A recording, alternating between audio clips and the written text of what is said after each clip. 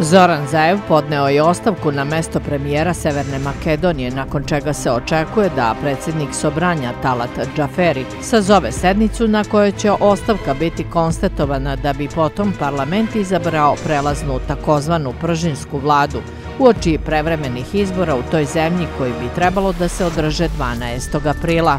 Verujem da će veoma brzo ostavka stići u Sobranje kako bi u parlamentu u toku dana mogla da počne i da se završi procedura za izbor prelazne vlade, rekao je Zaev u emisiji Jutarnji brifing. Zaev očekuje da se ceo postupak završi bez problema i podsjeća da je praksa o formiranju prelazne vlade uspostavljena još u 2016. godini na zahtev sada vladajućeg Socijaldemokratskog saveza koji je tada bio u redovima opozicije.